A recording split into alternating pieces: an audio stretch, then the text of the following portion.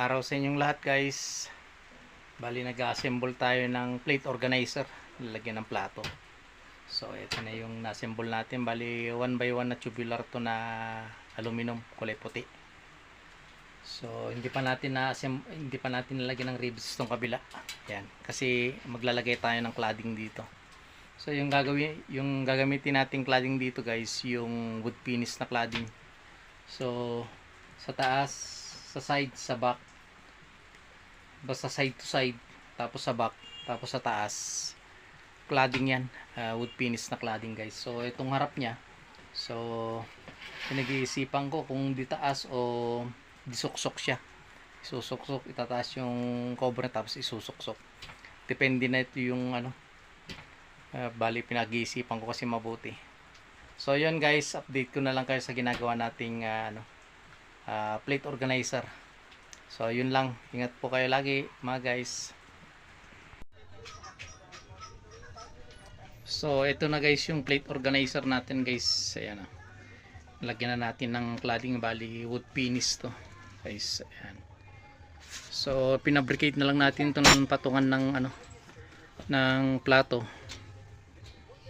Stainless yan, inispat na lang natin, winelding natin. So ito bilog na aluminum to guys. Yan na lang inilagay kong patungan ng mga baso. So ayan na guys yung outcome ng plate organizer natin. Lapit na siyang matapos. So yung pinto na lang dito, may pinto siya guys. So depende na lang kung sliding o pataas yung pinto niya guys. Ayan. So update ko kayo guys pag ito natapos na yung na-assemble nating plate organizer.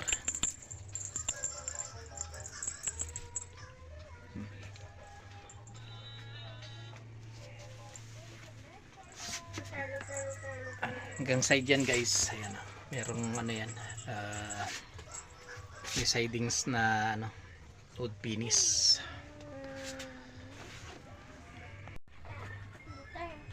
So ayan guys, ang update muna natin sa ginagawa nating project na na-assemble nating plate organizer natin. So update ko na lang kayo guys pag natapos na natin to. So ganito muna guys ang video natin. Bye. So ito na guys yung ginawa nating plate organizer. Ayan. So nandito na. Ayan. Ayan, tapos na natin. So ayan guys, bali tapos na natin yung plate organizer.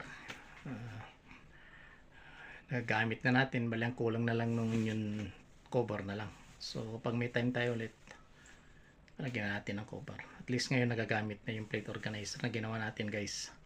So yun guys, maraming salamat sa patuloy na pag-support na sa YouTube channel natin, Kuya Vince Vlog, at sa mga reels natin. So yun guys, ingat po kayo lagi. God bless. Hanggang sa muli. Bye.